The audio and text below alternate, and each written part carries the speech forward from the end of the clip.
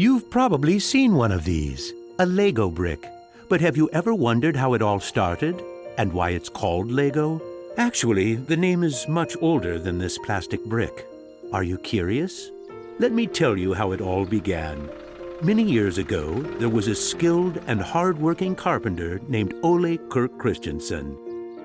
Ole was a respected carpenter with his own company, but times were hard, so he didn't have much money and had to dismiss his last worker.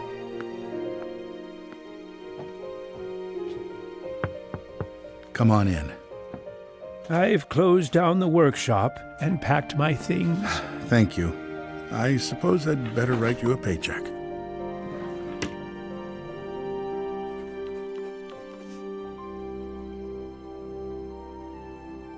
Take care.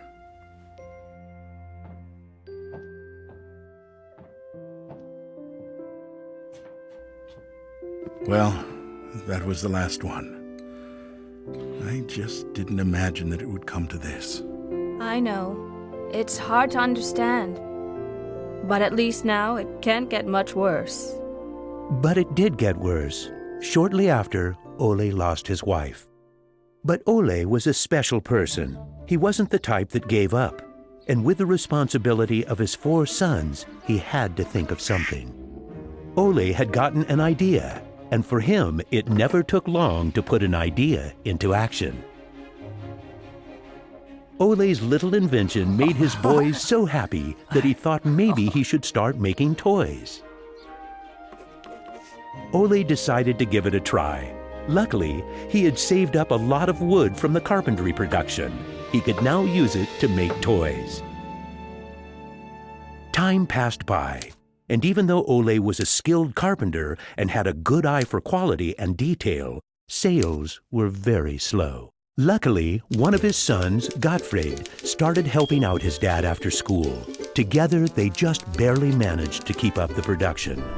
Eventually, word began to spread that wooden toys of the finest quality were being made in the little workshop in Billund. One day, a man drove into town, a man who would change Ole's future. He was a wholesaler from Fredericia. I've heard that you're making some very nice wooden toys. Well, one does his best. The wholesaler was very impressed with all the wooden toys and placed a big order before he left. Now there's finally someone who can see the opportunities in what we're doing. Look at this. The wholesaler wants to put a lot of our toys into his store for the holidays. It's going to be a good Christmas this year, but we'll be busy. Now there was a lot to do in the little workshop, and Ole could rehire his former workers. Ole only used the highest quality wood, which was hand-picked and very carefully prepared. They worked day and night to get the order finished, so the wholesaler could get the toys out in stores before Christmas. Is there something wrong, Dad? I'm afraid that we're in big trouble. In the middle of their work, Ole received a letter saying that the wholesaler had filed for bankruptcy and couldn't buy the toys that he had ordered. But what are you gonna do? What about Christmas? Now we can't even afford food? I'll do it. What are you gonna do, Dad? I'll do it myself. I'll drive around selling the toys. There was no time to lose. Ole packed the car with all the toys and drove off. Ole was a very good toy maker, but was not a very good salesman.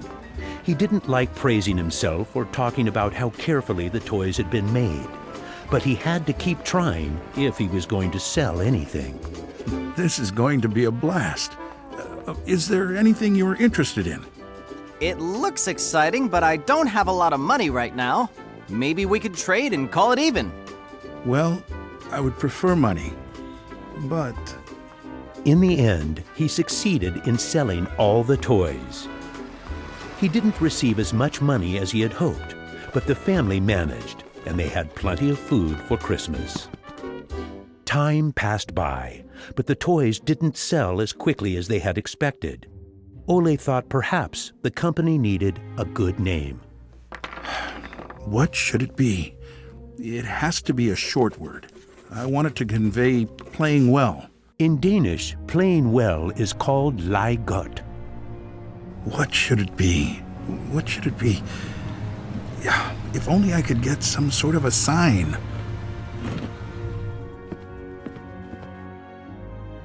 Lego. As you can see, Ole himself ended up finding a very suitable name. But what he didn't know was that in Latin, the word Lego means I put together. The name Lego was well received, and the company slowly started to move forward. We have made 3,000 crowns this year, and we have more orders than usual. Did you say 3,000 crowns? Then you need to see what I've been looking at. Even though Gottfried wasn't comfortable spending money on a milling machine, he could see that it was useful and that the quality of the toys improved. Could you finish the last batch and get it ready for shipping? I will. Dad, I've saved a lot of money for the company today. Really? How? I figured we could save money in the lacquer, so I only coated the ducks twice instead of 3 times. You what? Unfortunately, Gottfried's idea didn't go over well with Ole. Ole made Gottfried unpack all the ducks himself, give them the last layer of lacquer, and bring them back to the train station. Ole believed in high quality and not cheating his customers.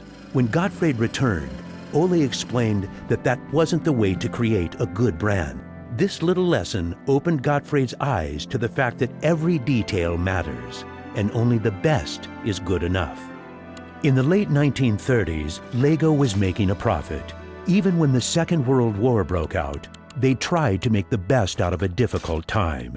It seemed nothing could go wrong. But a stormy night in 1942 changed their luck.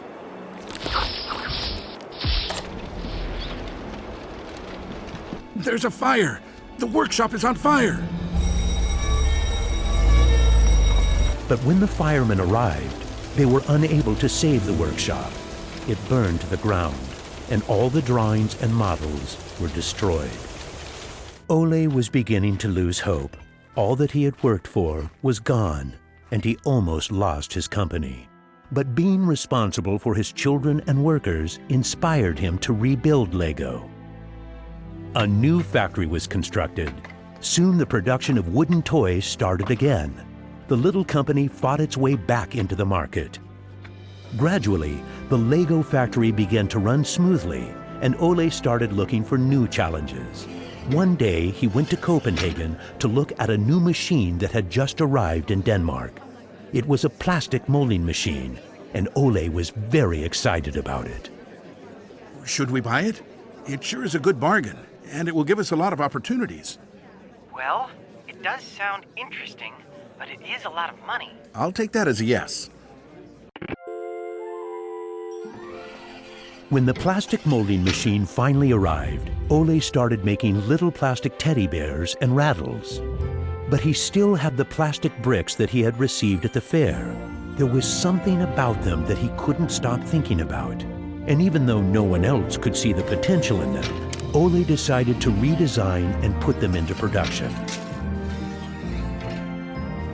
But it was when Lego first launched the Gray Ferguson tractor that the plastic toys became a success.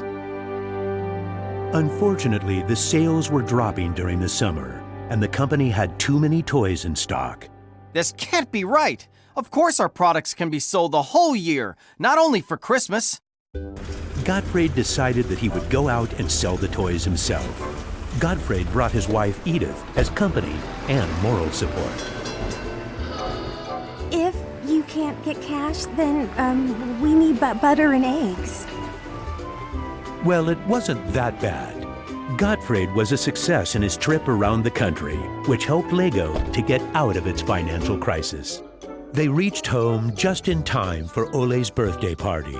Ole turned 60, and the whole family was gathered to celebrate with him. Well, I guess it was a long trip around the country. Hey, I got an idea. Listen. What about a picture with the 3 generations? Everyone thought that was a good idea, and we were placed on the sofa with all the presents and flowers around us.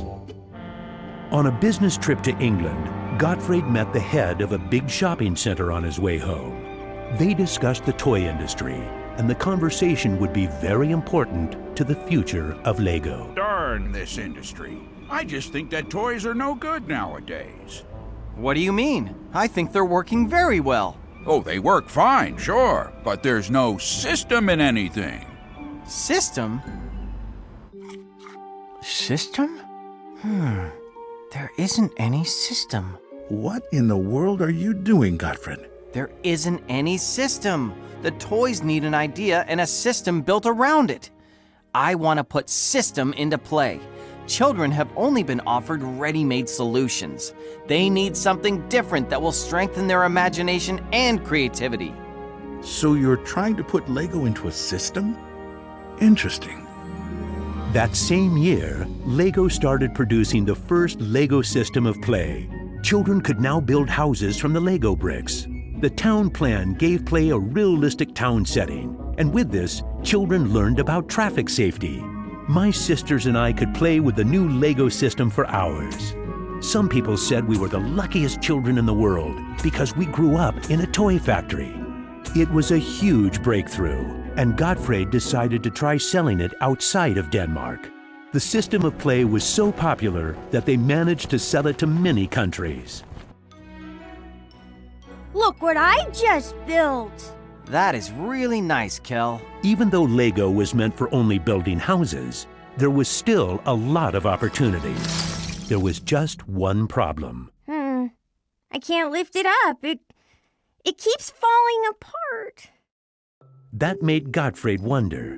He wanted to find a way to make the Lego bricks stick together, but that was easier said than done. Gottfried noticed that the Lego bricks got a better clutch power with tubes inside. Now it was no longer just bricks, but a whole construction system with endless possibilities. This was groundbreaking for the Lego product. With a child's imagination, Lego could be anything in the world, over and over again. The imagination is the limit. Look, Dad! Now I can build everything! Unfortunately, Ole never got to see how successful the little brick actually became. Gottfried was left on his own, and he had to go through another fire at Lego that destroyed most of the wood production. Just like his father, Gottfried knew that he had to try to get the best out of any situation and never give up. Gottfried took the hard times with his head held high. As sales grew, the company also got bigger. He had to think ahead, and he decided not to resume the production of wooden toys and to only focus on the Lego system. It turned out to be a great decision. Many new models were built, and Lego got stronger in the toy industry. Sir, which one of these do you think is the best? That one. Even though it got busier at Lego, Gottfried still had bigger plans. Now he wanted to build an airport, so it would be easier to sell his toys to the whole world. Like father, like son. It didn't take long to put his idea into action. Only 3 years later, Billund Airport was opened. The many guests and business connections who visited the company always wanted to see the modeling department. Gradually, it got so crowded that it was hard for the employees to keep up their work. I think we better wait a while. Gottfried could see that something had to be done. He needed a bigger place to display the Lego models. I don't want to interrupt, so I'll just put this package of our new Lego train on the table. Just put it there. Train? The idea grew quickly from an exhibition room to an amusement park. And then we could have a tower so you could look over the whole park from above, the whole town. It will be a land made out of Lego. Legoland! Well, it looks interesting, but how many visitors are you actually counting on? Well, I guess, 200, 300,000? 300,000! Even though it sounded like a lot, my dad was actually pretty far off the mark. There were 600,000 guests the very first year. My family and I were there to greet the guests. We've kept up this tradition ever since.